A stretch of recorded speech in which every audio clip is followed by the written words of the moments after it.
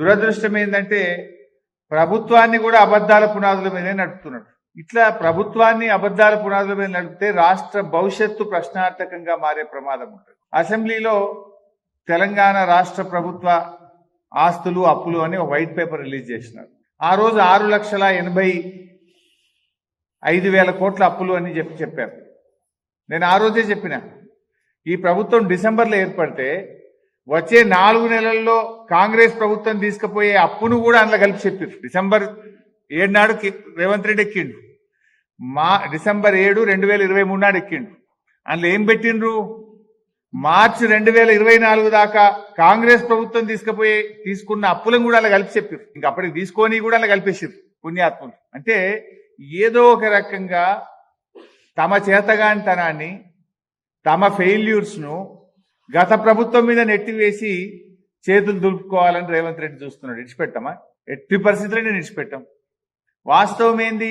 Budget సమావేశాల చర్చలో చెప్పిన నేను బడ్జెట్ మీద మొన్న నేనే బీఆర్ఎస్ పార్టీ పక్షాన మాట్లాడి ఈ అప్పుల మీద కాంగ్రెస్ పార్టీ రేవంత్ రెడ్డి చేస్తున్న దుష్ప్రచారాన్ని నిండు శాసనసభలోనే చెప్పాను. కానీ వాళ్ళకి బుద్ధి రాలే, సోయి రాలే. అదే అబద్ధాన్ని మళ్లీ మళ్లీ చెప్తున్నారు. బీఆర్ఎస్ ప్రభుత్వం తీసుకున్నటువంటి అప్పు 6,85,000 కాదు, అది కేవలం 4,26,000 మాత్రమే అని చెప్పి చాలా స్పష్టంగా అసెంబ్లీలో నేను చెప్పడం జరిగింది. 4,26,000ను 6,85 చేసి చెప్తున్నారు.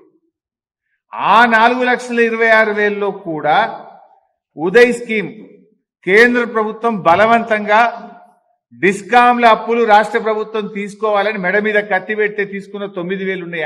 ఆ 4,26,000లో ఆ 4,26,000లో కరోనా వచ్చినప్పుడు 2 ఏళ్లు కేంద్ర ప్రభుత్వమే మీరు ఎక్కువ క్యాపిటల్ ఎక్స్పెండిచర్ చేయండి అని మన మీద బలవంతంగా ఒత్తిడి పెడితే 27,000 కోట్లు కరోనా సందర్భంగా చేసిన అప్పు కూడా ఈ 4,26,000లోనే ఉన్నది.